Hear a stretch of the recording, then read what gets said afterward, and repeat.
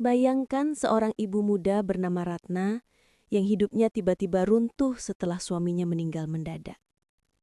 Tinggal di rumah kecil bersama dua anaknya yang masih kecil. Ratna berjuang mati-matian untuk tetap berdiri. Tapi semakin ia berusaha, semakin dalam ia tenggelam dalam kesulitan. Hingga suatu malam, demi menyelamatkan anak-anaknya, Ratna mengambil keputusan yang tak pernah ia bayangkan. Sebuah keputusan yang kelak mengubah hidupnya, mematahkan hatinya, dan tanpa ia sadari, membuka pintu pada rahasia gelap yang selama ini tersembunyi. Apa yang sebenarnya terjadi pada Ratna? Dan bagaimana dua anak kecil itu akhirnya menjadi cahaya yang menuntunnya keluar dari kegelapan? Dengarkan kisah ini sampai selesai, karena dari seorang ibu yang hampir hancur, kita akan belajar bahwa harapan bisa muncul dari tempat paling gelap sekalipun. Ratna tak akan pernah lupa bau tanah basah sore itu. Bau yang menandai perpisahan terakhir dengan suaminya, Bagas.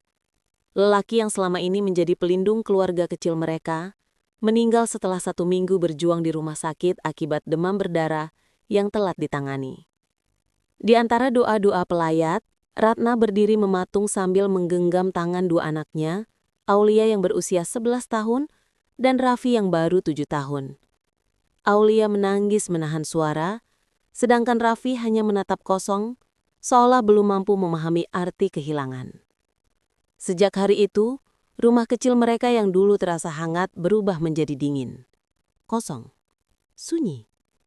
Tagihan mulai datang, utang rumah sakit belum lunas, dan pekerjaan Bagas sebagai sopir angkot tidak meninggalkan apa-apa selain surat-surat kendaraan dan seragam lusuh.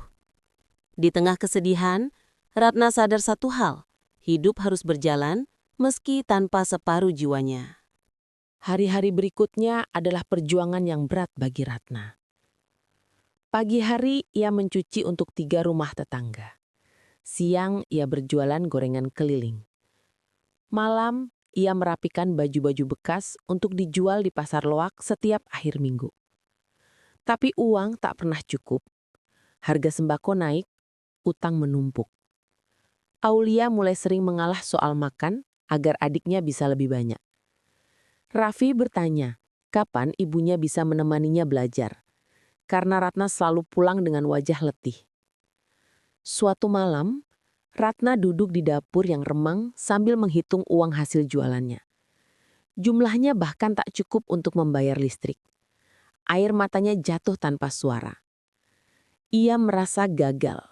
Gagal sebagai istri, sebagai ibu, sebagai manusia yang hanya ingin memberi sedikit kenyamanan untuk anak-anaknya. Di tengah keputusasaan itulah Ratna bertemu Mira, seorang perempuan yang tampak glamor ketika Ratna mengantarkan cucian ke rumah seorang majikan kaya. Mira menawarkan pekerjaan malam. Ratna langsung menolak, tetapi kata-kata itu menetap di kepalanya seperti bayangan gelap yang menunggu saatnya muncul. Dan saat Aulia jatuh sakit, namun Ratna bahkan tak sanggup membeli obat, pertahanan itu runtuh. Dengan hati berat, Ratna menemui Mira lagi. Mira menyambutnya dengan tatapan iba yang bercampur pemahaman.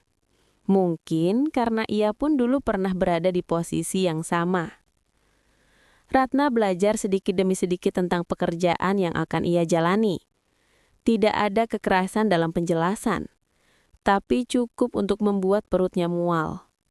Namun, ia teringat wajah Aulia yang demam dan Raffi yang menangis takut kehilangan listrik karena rumah mereka gelap. Mungkin hanya sementara, pikirnya dalam hati. Dan malam itu, Ratna memasuki dunia yang tidak pernah ia bayangkan. Dunia yang membuatnya merasa rendah, kotor, dan terasing dari dirinya sendiri. Setiap pulang saat fajar, Ratna selalu mencuci tubuhnya berkali-kali, seolah bisa menghilangkan rasa bersalah dan luka yang menempel di hatinya. Ia bekerja malam demi malam. Uang hasilnya besar, cukup membuat dapur kembali terisi dan tagihan mulai terbayar. Namun bayaran itu datang dengan harga. Ia kehilangan dirinya sedikit demi sedikit. Yang paling menyakitkan bukan pekerjaannya, tetapi kebohongan pada anak-anaknya. Ratna selalu bilang ia bekerja lembur di tempat mencuci.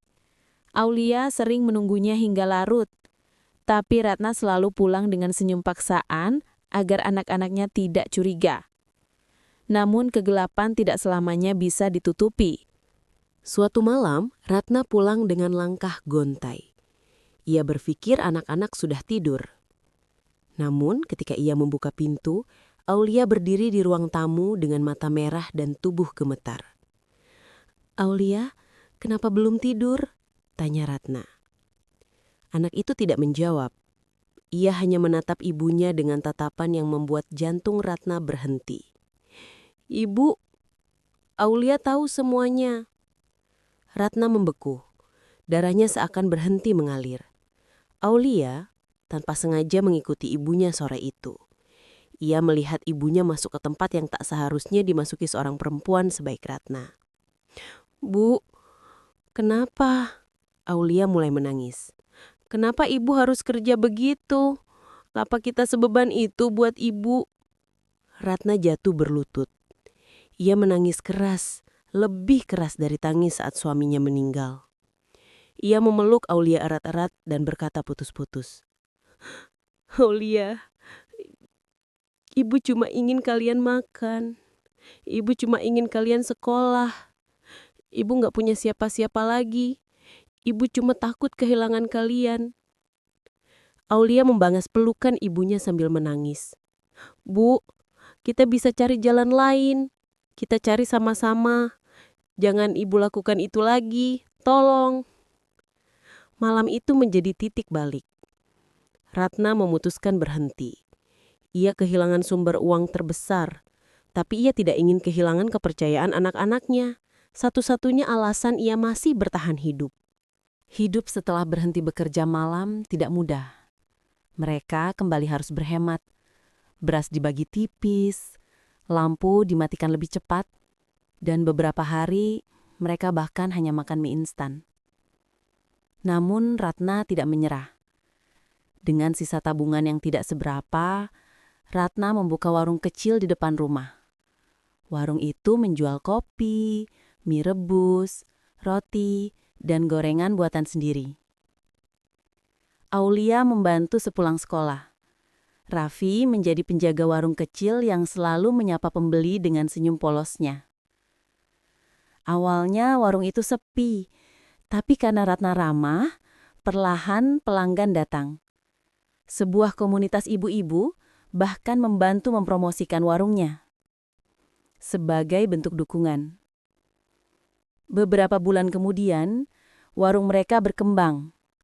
Tidak besar, tapi cukup. Cukup untuk kebutuhan sehari-hari, cukup untuk sekolah, cukup untuk membuat Ratna tidak perlu kembali ke masa kelamnya. Dan pada suatu sore, ketika melihat Aulia mengajari Raffi mengerjakan PR sambil tertawa, Ratna menyadari sesuatu. Ia tidak lagi berada di jalan gelap. Ia telah keluar. Ia diselamatkan oleh dua anak yang menjadi alasan ia hampir tenggelam, sekaligus alasan ia bangkit lagi. Ratna memeluk keduanya dan berbisik, "Maafkan ibu, dan terima kasih. Karena kalian, ibu punya kekuatan buat hidup lagi." Di luar rumah kecil mereka, senja jatuh perlahan, cahaya yang hangat menandai awal baru bagi keluarga kecil itu. Terima kasih sudah mendengarkan kisah ini sampai akhir. Semoga cerita Ratna memberikan makna, kekuatan, dan pengingat bahwa setiap perjuangan seorang ibu selalu punya tempat yang layak untuk dihargai. Jika kisah ini menyentuh hati kalian, jangan lupa untuk like, tinggalkan komentar kalian di bawah, dan share video ini agar lebih banyak orang bisa mengambil pelajaran darinya. Dan tentu saja, bantu dukung channel ini dengan subscribe karena masih banyak cerita lain yang ingin kami bagikan untuk kalian. Sampai jumpa di kisah berikutnya.